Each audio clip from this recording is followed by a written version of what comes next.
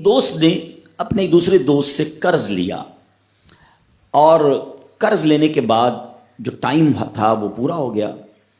اب پیسے اس نے نہیں لوٹائے. بڑی کوشش کی اس نے کہ بھائی میری رقم واپس دے دیں, اس نے نہیں دیا. اب وہ یہ کیس لے کر عدالت میں چلا گیا اور جج صاحب سے جا کر اس نے کہا کہ اس نے میرے پیسے دینے اور یہ میری رقم نہیں لوٹا رہا.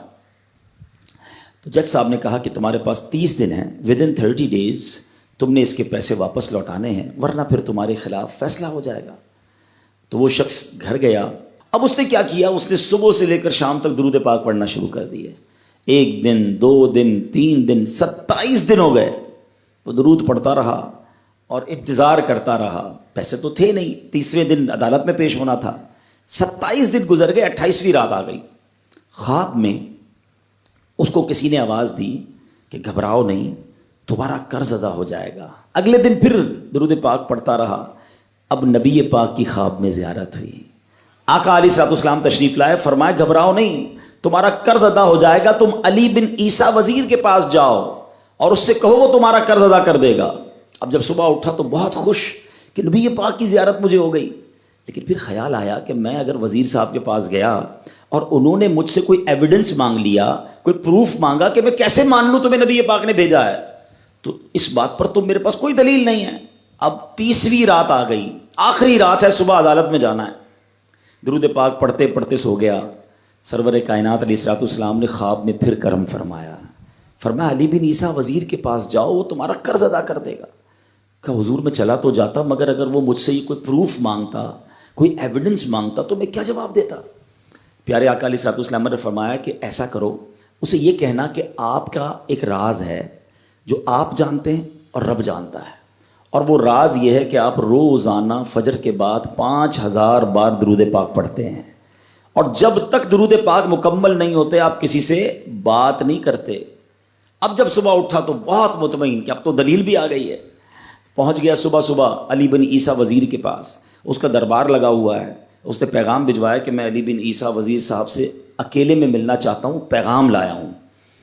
درباری نے آ کر پوچھا, وزیر صاحب پوچھ رہے ہیں کس کا پیغام لایا ہو؟ کہا میں نبی پاک علیہ الصلوۃ والسلام کا پیغام لایا ہوں. فوراً وزیر صاحب نے بلا لیا. کہا فرمائیے. کہ مجھے میرے آقا علیہ الصلوۃ والسلام نے کہا ہے کہ آپ میرا قرض ادا کر دیں. میں 3000 دینار کا مقروض ہوں. Today is the last day in the court. آج مجھے کورٹ میں پیش ہونا ہے. اگر آج میں نے اپنا قرض ادا نہ کیا تو مجھے جو ہے وہ سزا ہو سکتی ہے.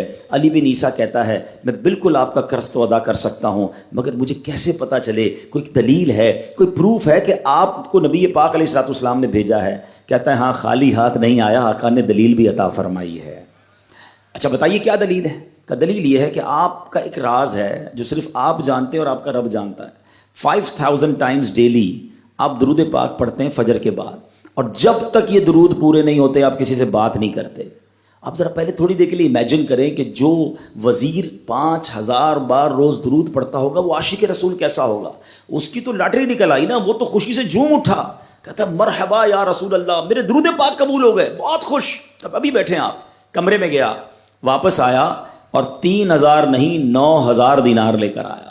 کہتے 3000 تو نبی پاک کا حکم, مرحبا یا رسول اللہ, 3000 اور لیجئے, آپ نے اتنی اچھی خبر مجھے سنائی, اتنا پیارا خواب سنایا, آپ کے قدم میرے گھر تک آئے, اور 3000 مزید لے جائیے, اس سے اپنے بچوں کے لیے کوئی کاروبار شروع کیجئے, اور ایک وعدہ بھی کیجئے, زندگی میں آئندہ جب بھی آپ کو کوئی ضرورت پڑے گی نا آپ میرے پاس آئیں گے, میں آپ کا بھائی ہوں.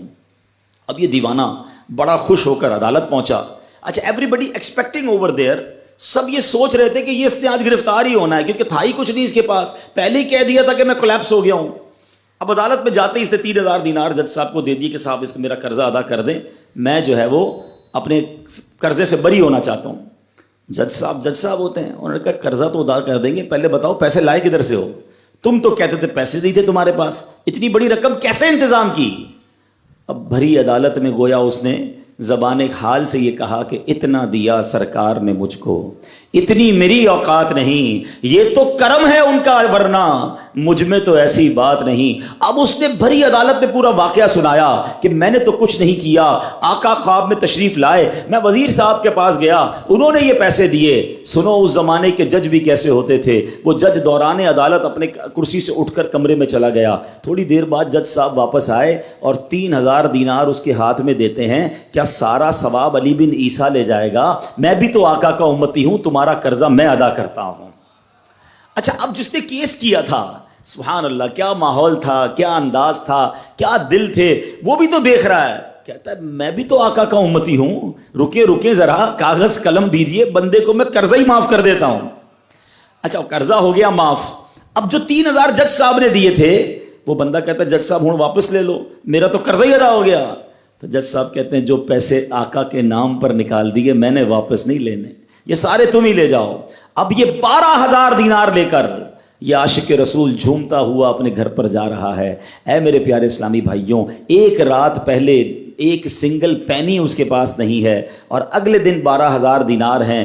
درود پاک وہ وظیفہ ہے جو دل سے پڑھا جائے تو سبحان اللہ یہ مصیبتوں کو ٹالنے والا وظیفہ ہے، یہ پریشانیوں کو دور کرنے والا وظیفہ ہے۔ اور یہ میں نہیں کہہ رہا، خود سرور کائنات علیہ الصلوۃ والسلام کی حدیث ہے جس کا مضمون ہے کہ جو پریشانیوں میں ہو، جو مصیبتوں میں ہو، اس کو چاہیے کہ مجھ پر درود پڑھے، کہ درود پریشانیوں کو لے جاتا ہے، مصیبتوں کو لے جاتا ہے۔ ایک شاعر نے کیا خوب لکھا ہے، اور واقعی حق لکھا ہے، ہر درد کی دوا ہے صلی علی محمد، ہر درد کی دوا ہے صلی علی محمد، تعویذ ہر بلا ہے صلی علی محمد۔ تو ہمیں چاہیے، خاص طور پہ ربیع الاول کا مہینہ ہے، کثرت سے درود پاک پڑھیں۔